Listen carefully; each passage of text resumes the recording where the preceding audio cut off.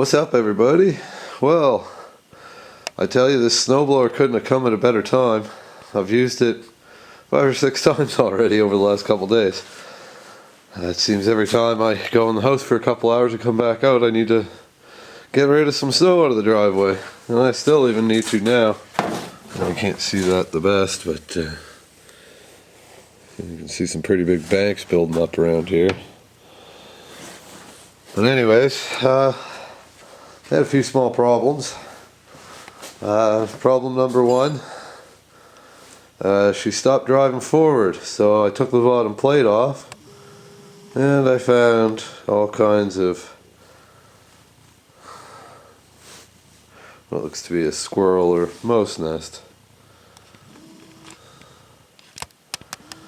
So I ripped all that out and put it back together. It still didn't work, and then I realized I'd sheared the shear pin on the gear pulley, the drive gear pulley.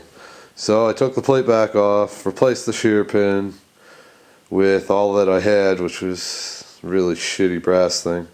Anyways, that just sheared today, so I'm going to have to replace that with something slightly stronger. You can see my chain fell off this side. That happened yesterday. Luckily I didn't run it over, so it didn't fuck anything up. It's not that big of a deal. It doesn't have it. I don't know. Now, I'm not really used to using these things, but I find that the power is like more of an assist. It doesn't really move the machine by itself very well.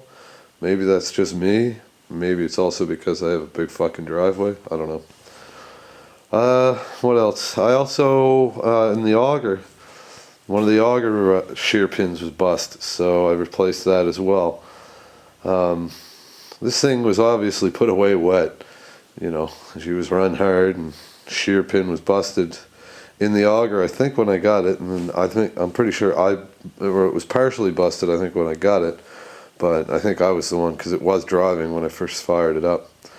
Other than that, the thing runs awesome. I mean, I can give her usually one pull is all she takes. Headlight works, everything works. I thought this cable here was seized on the doodad adjuster.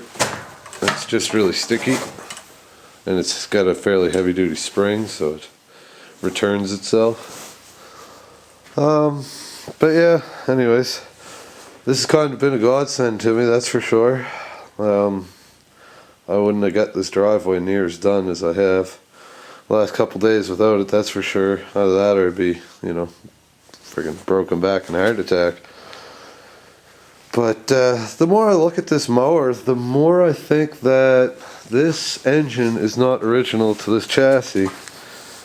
Where it says Snow King on the front here, this is what makes me wonder. Now, let's see. I mean, maybe this is a winter engineered motor, but I don't know that motor to me seems like it could be newer than the rest of this thing. This thing has been painted, actually. I didn't realize at first, but I had a closer look, and you can see where there's some old chipped off paint stuff that's been painted over. No big surprise. John Deere green's an easy color to run across, but something tells me the original John Deere motor would have been green or yellow, not black. And I don't know. Usually they got their own motors. Maybe not with the newer gear. I don't know. I've never really seen many John Deere snowblowers, to be honest, so I can't say for sure, but I'm pretty positive this light isn't original either. So it could be maybe that the original motor didn't support a light, but this one does. It's hard to say. I've never really looked into it. All I know is it works well, the motor's good. I really gotta check the oil now that I think about it, because I haven't done that yet. I really should have a while ago, but whatever, it's working. But I gotta tear the bottom pan back off and get replace the gear shear pin again in the gear drive, so that I don't even know if it's supposed to be a shear pin there, or if it's just supposed to be a bolt, to be honest. I can't see why you'd really want a shear pin. I mean, don't think you're going to break anything from stopping it moving, but I find it does have a hard time plodding along in the snow. It goes backwards better than it goes forwards uphill. I don't know, maybe that's a normal thing. I guess you're not going to see much out there, are you? It's dark. Anyways, it's been cold as hell in here, so I haven't been out here as much. See slush all over the floor here.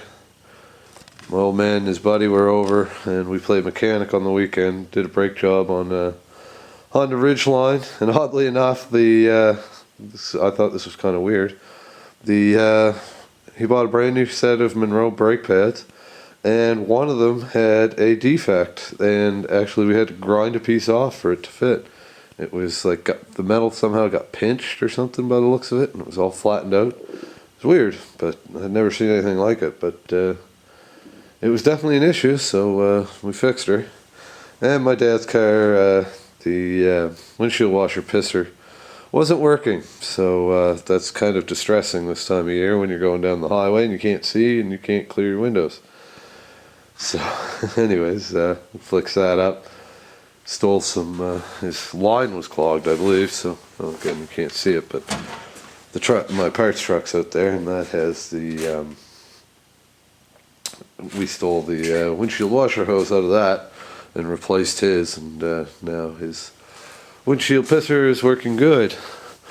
And you'll be happy to know, what's your name, SMH I think? You mentioned it a few times. When am I going to get this tire done? Well, I do finally have the inner tube.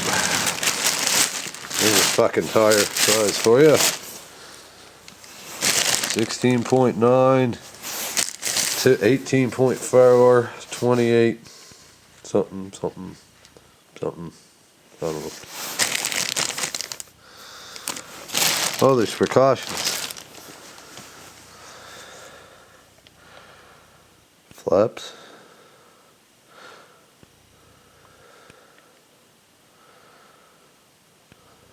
Just reading.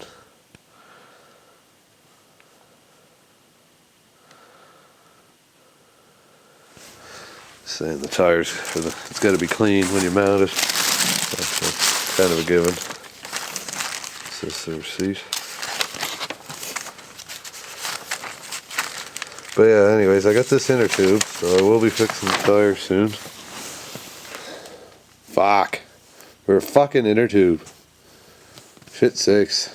I mean, it's brand new, but $107. Hard to believe. I like that I can read paperwork with my camera now. $93.50 plus tax. Oh, I gotta retorque my wheels. Well, I gotta get them on there first, so I don't think I have to worry about that one. But anyways, I've been gathering up stuff for this slowly. Now the problem is to get my tire onto the rim.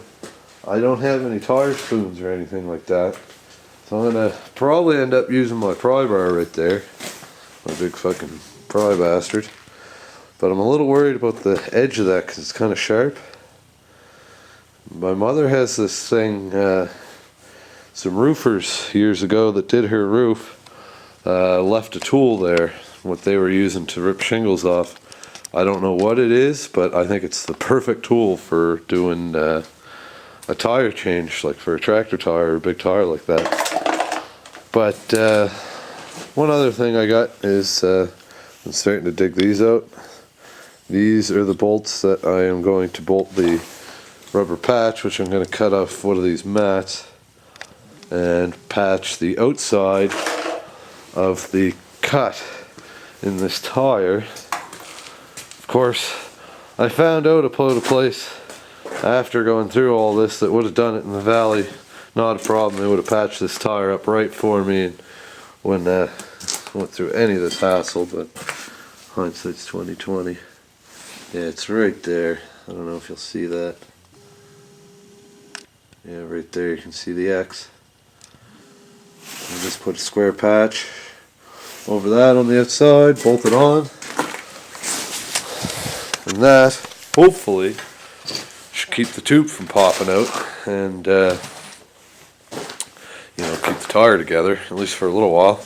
I don't expect it to last forever. I mean, I'm sure the bolts will tear out or wear off or something, but it's a hell of a lot better than having no tractor, and considering the tar we had on there before, it's probably going to last a lot better.